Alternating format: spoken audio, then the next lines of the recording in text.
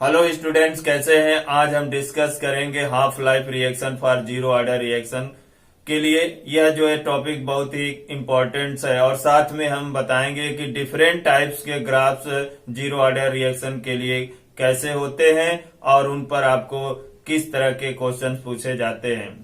तो आइए डिस्कस करते हैं जी half life reaction. Half life reaction for zero order. Zero order reaction के लिए हाफ लाइफ कैसे कैलकुलेट करते हैं। तो half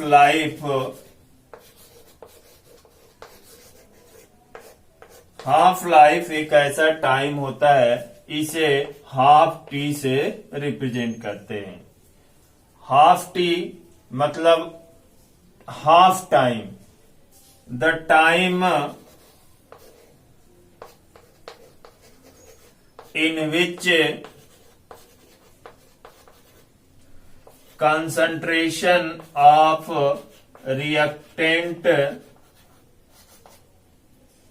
is reduced to 1/2 of its initial concentration।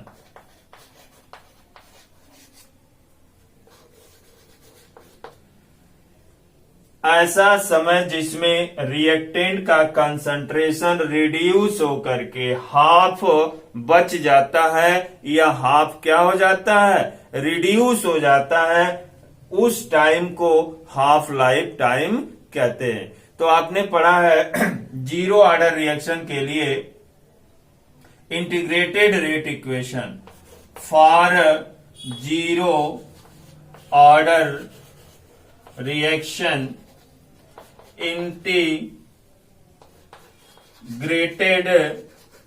Equation RT equal -KT plus R0। आपने जीरो ऑर्डर रिएक्शन के लिए पिछले वीडियो लेक्चर में जो है इंटीग्रेटेड रेट इक्वेशन डिराइव किया था। इस इक्वेशन को आप इस तरह से भी लिख सकते हैं, rate constant K equal R0 minus RT upon T।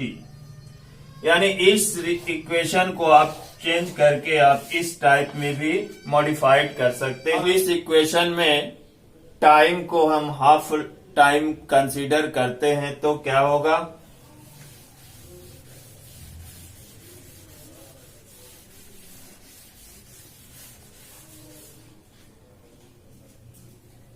If time equal half life time then final concentration of reactant T equal क्या हो जाएगा, इनिशियल कंसंट्रेशन का हाफ। यानी जब टाइम को हाफ लाइफ टाइम यानी आधा समय कर देंगे तो जो रिएक्टेंट का कंसंट्रेशन बचेगा फाइनली वो क्या होगा, R0 इनिशियल कंसंट्रेशन का हाफ बच जाएगा या हाफ रिएक्ट कर जाएगा। तो इस वैल्यू को हम इंटीग्रेटेड रेट इक्वेशन में पुट कर देते हैं, यानी रेट कांस्टेंट K इक्वल आपने integrated equation R0 minus RT upon T में वैल्यू को पुट कर देते हैं इस इक्वेशन में। यह integrated rate equation zero order के लिए है, तो ये वैल्यू इसमें पुट करते हैं। तो rate constant K equal R0 minus R0 upon 2 R0 minus R0 upon 2 upon T, जो टाइम क्या हो जाएगा, हाफ लाइफ टाइम हो जाएगा। तो इस इक्वेशन को चेंज कर देंगे तो आपका क्या हो गया,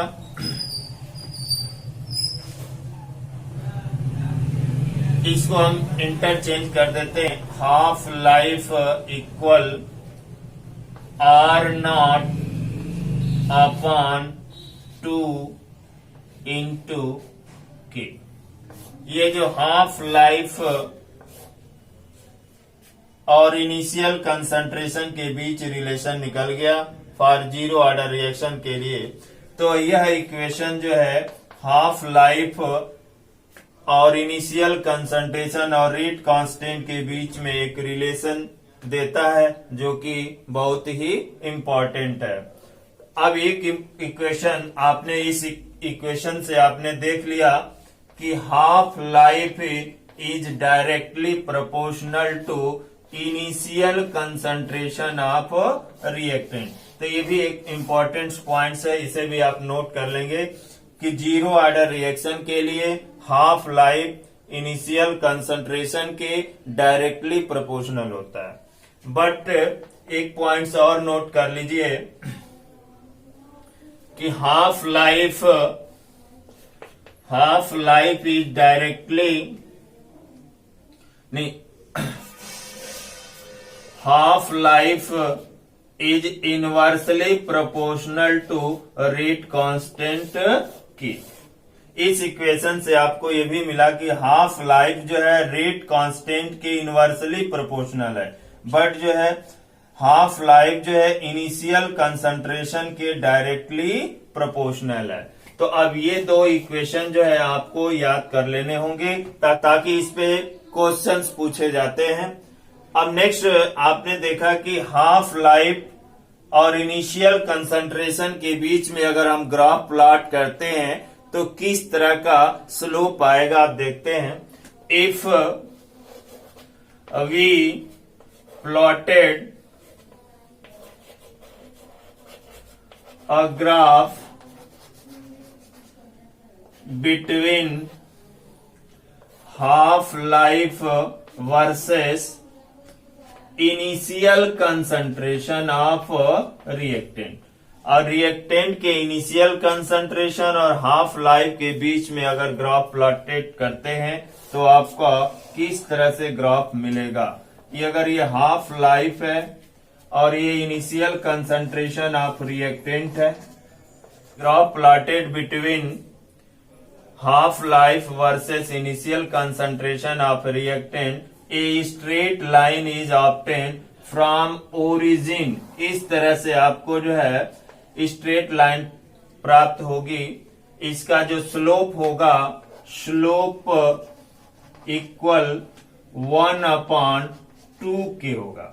इस इक्वेशन से आप कर सकते हैं कि जो half life directly proportional to initial concentration, जो स्लोप होगा 1/2k हो, क्योंकि यहाँ पर इंटरसेप्ट क्या होगा, 0, क्योंकि ये इनिशियल ओरिजिन से पास करता है तो यहाँ पर इंटरसेप्ट वैल्यू क्या होगी, 0 होगी।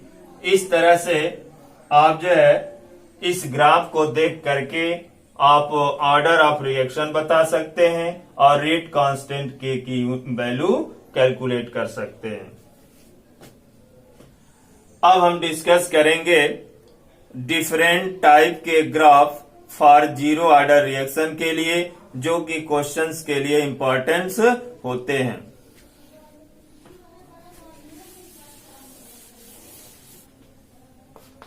Different graph for zero order reaction. Zero order reaction के लिए डिफरेंट टाइप्स के ग्राफ्स दिए रहते हैं, उसमें आपको जो है रेट कांस्टेंट और ग्राफ को देख करके ऑर्डर ऑफ रिएक्शन कैलकुलेट करना होता है। तो आइए हम कुछ ग्राफ प्लॉट करते हैं। इंपॉर्टेंट ग्राफ्स है। फर्स्ट ग्राफ है graph plotted between rate of reaction versus time. Rate of reaction versus time के बीच अगर हम ग्राफ प्लॉट करते हैं तो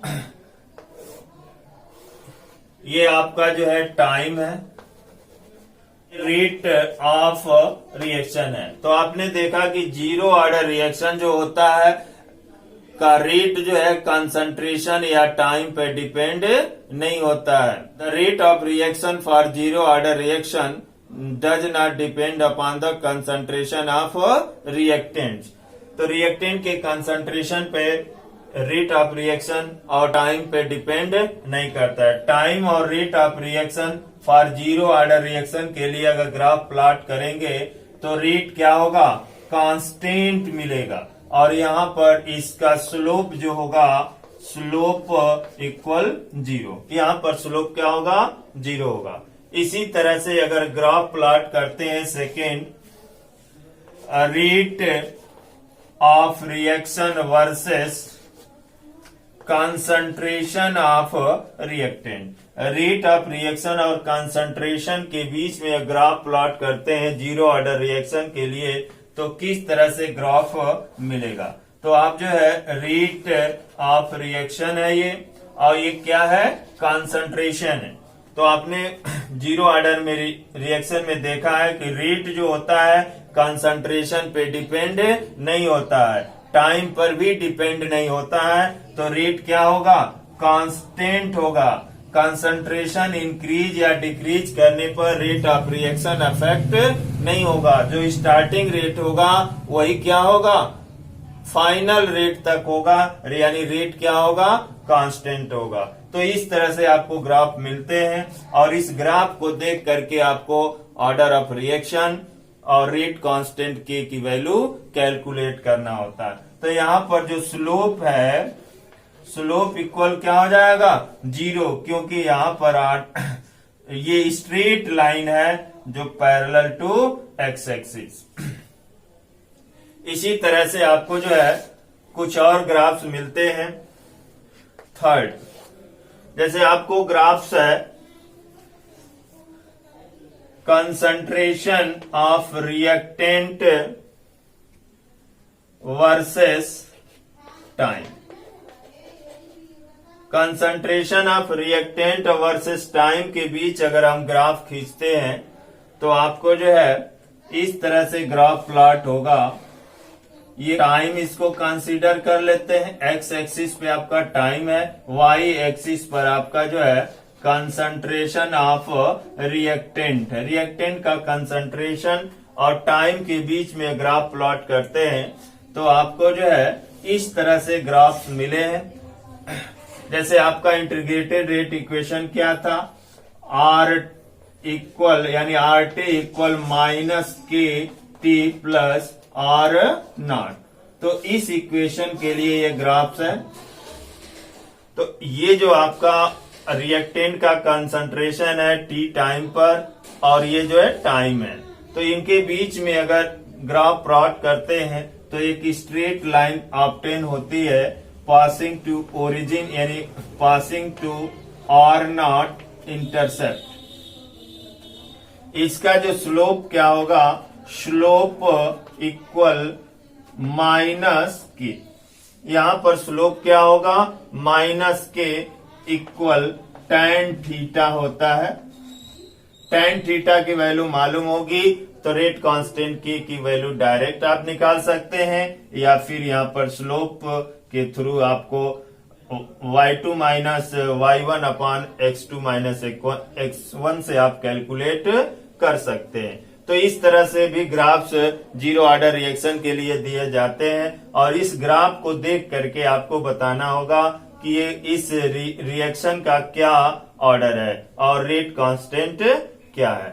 एक नेक्स्ट ग्राफ है हाफ लाइफ वर्सेस, अभी जो मैंने ड्रॉ किया था, half life versus of initial concentration of reactant. अगर हाफ लाइफ और इनिशियल कंसंट्रेशन के बीच में ग्राफ प्लॉट करते हैं तो आपको अभी ग्राफ मैंने ड्रॉ किया था, ये हाफ लाइफ है और ये जो है आपका इनिशियल कंसंट्रेशन ऑफ रिएक्टेंट।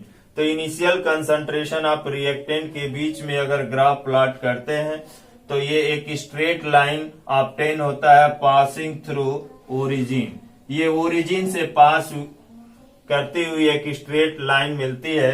इस लाइन का जो स्लोप होगा, स्लोप इक्वल क्या होगा, 1/2 के आता है, इक्वल tan थीटा। इस तरह से आप tan थीटा की वैल्यू अगर नोन है, tan थीटा 30, 40 कुछ भी दिया रहेगा, तो रेट कांस्टेंट के की वैल्यू कैलकुलेट कर सकते हैं और इस ग्राफ को देख करके बता सकते हैं कि हाफ लाइफ और इनिशियल कंसंट्रेशन ऑफ रिएक्टेंट के बीच में स्ट्रेट लाइन वर्टिकली ऑब्टेन होती है। इसमें जो स्लोप क्या है, डाउनवर्ड है, यानी यहां पर स्लोप इक्वल माइनस की है। अब एक लास्ट 5th ग्राफ है जो कि बहुत ही इंपॉर्टेंट है।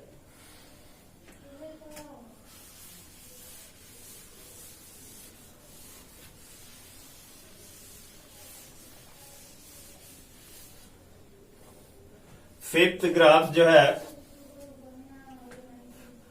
Concentration of product versus time. Concentration of product versus time के बीच अगर हम ग्राफ प्लॉट करते हैं, इस तरह से आपका ये टाइम है और ये जो कंसंट्रेशन ऑफ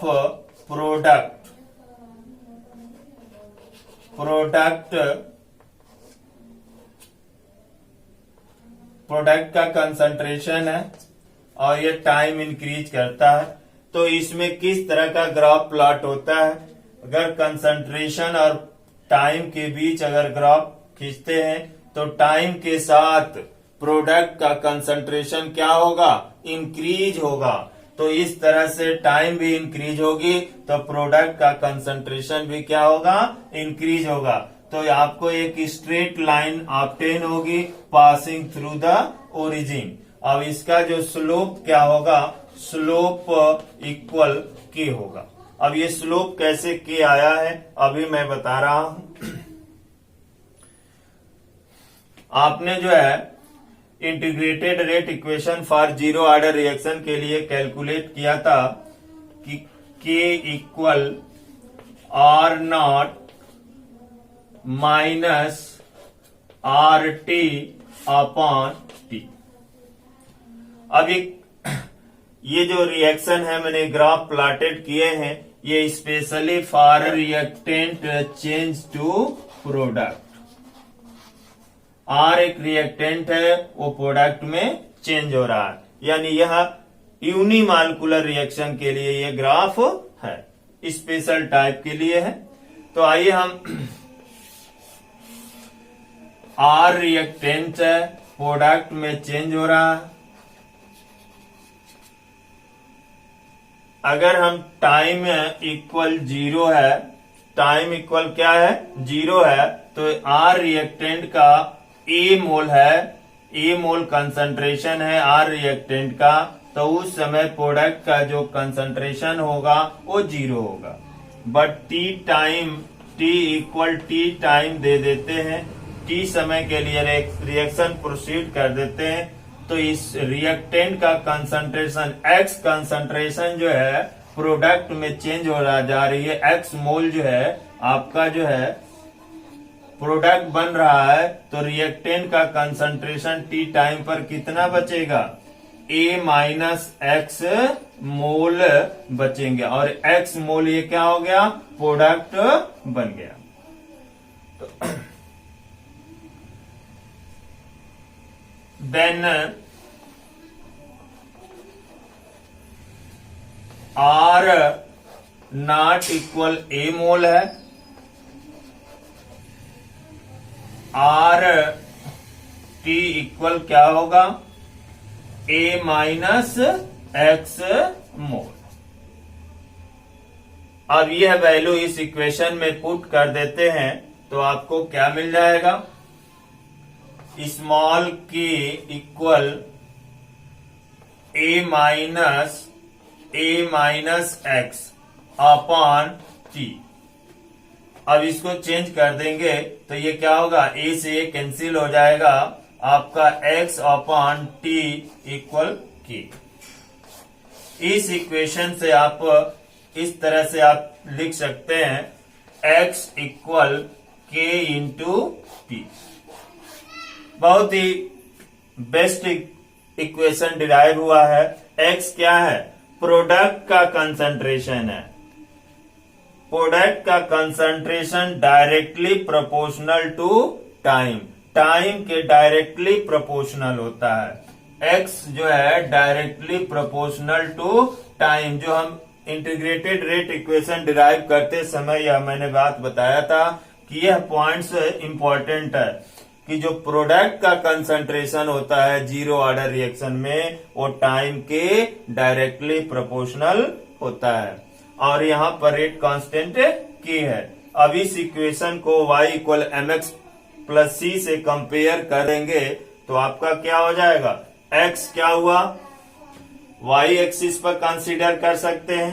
प्रोडक्ट का कंसंट्रेशन अगर हम ये मान लेते हैं तो x एक्सिस पे टाइम होगा तो आपका ये क्या मिलेगा, स्लोप मिलेगा। m की वैल्यू होगी तो स्लोप इक्वल k। तो ये आपको जो है डिफरेंट ग्राफ थे जीरो ऑर्डर रिएक्शन के लिए। इस ग्राफ को देख करके ऑर्डर ऑफ रिएक्शन और रेट कांस्टेंट की वैल्यू कैलकुलेट करने के लिए क्वेश्चन पूछे जाते हैं।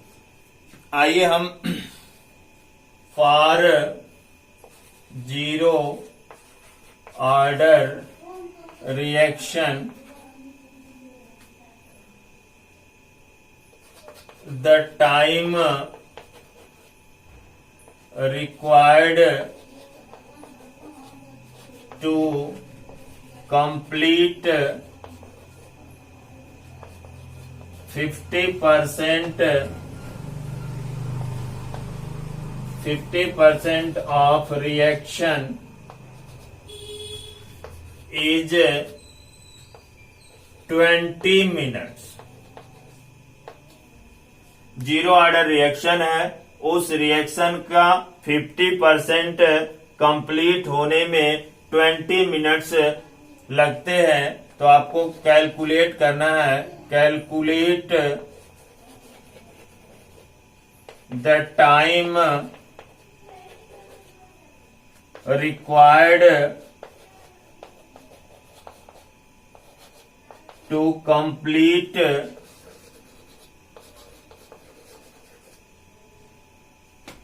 75% concentration of reactant। यानी रिएक्शन 75% जब कंप्लीट होगा तो कितना समय लगेगा। आपको फर्स्ट कंडीशन दिया हुआ है कि 50% जीरो ऑर्डर रिएक्शन कंप्लीट होने में 20 मिनट्स लगते हैं। तो जीरो ऑर्डर रिएक्शन को 75% कंप्लीट होने में कितने टाइम्स लगेंगे। तो इस क्वेश्चंस को आप जो है शॉर्ट वे में भी इजी कैलकुलेट कर सकते हैं, बट एग्जाम में कैसे कैलकुलेट करेंगे मैं आपको बताता हूं। आपने इंटीग्रेटेड रेट इक्वेशन कैलकुलेट किया था, इक्वल आर नॉट का concentration minus R T upon की होता है। ये जो इंटीग्रेटेड रेट इक्वेशन से आपने ये वैल्यू कैलकुलेट कर ली है। तो 50% कंप्लीट होता है रिएक्शन, तो आपका जो है कितना फाइनल कंसंट्रेशन आरटी का बचता है, रिमेनिंग कंसंट्रेशन कितना होता है आपका, कितना हो जाएगा 100 माइनस 50 इक्वल 50%। 50% आपका टी टाइम पर रिएक्टेंट का कंसंट्रेशन, और टाइम कितना है 20 मिनट, यानी 20 मिनट्स पर आपका जो है रिएक्टेंट का कंसंट्रेशन कितना बचेगा 50%। अगर आपने जो है इनिशियल कंसंट्रेशन आर नॉट का कंसंट्रेशन 100% कंसीडर किया है तो आपका जो है 100 माइनस 50 इक्वल 50%। इसी तरह से सेकेंड कंडीशन आपका जो है 75% रिएक्शन कंप्लीट होने में कितना टाइम लगेगा। तो 75% रिएक्शन कंप्लीट होने में तो आपका कितना हो जाएगा, RT इक्वल कितनी वैल्यू हो जाएगी, 100 माइनस 75 कंसंट्रेशन कितना मिलेगा, तो आपका कितना हो जाएगा 25%।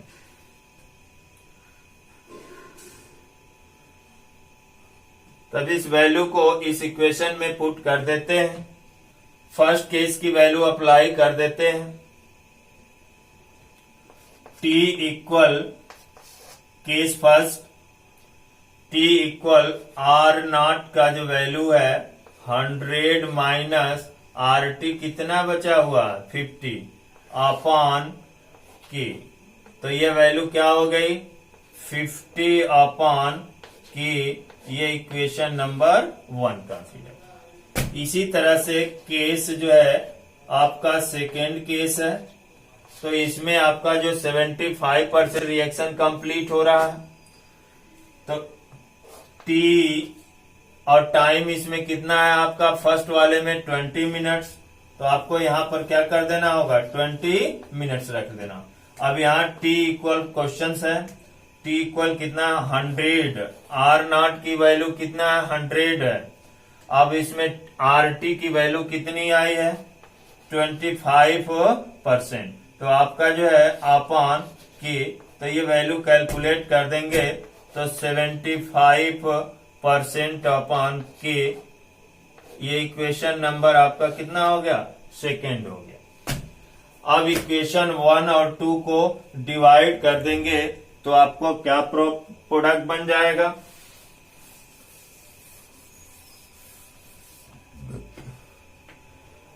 Equation 1 divided by equation 2, 20 upon T, 20 में अपॉन T हो जाएगा। उसी तरह से 50 upon K upon 75 upon K हो जाएगा। तो ये जो है K से K कैंसिल हो गया, तो 50 अपॉन 75। अब इसको क्रॉस चेंज कर देंगे तो ये क्या हो गया 20 इंटू 75 इक्वल 50T। तो T इक्वल क्या हो जाएगा 20 इंटू 75 अपॉन 50। अब इस वैल्यू को क्रॉस कर, अब ये जो है आपका क्या हो गया 150 अपॉन 5 इक्वल 30 मिनट।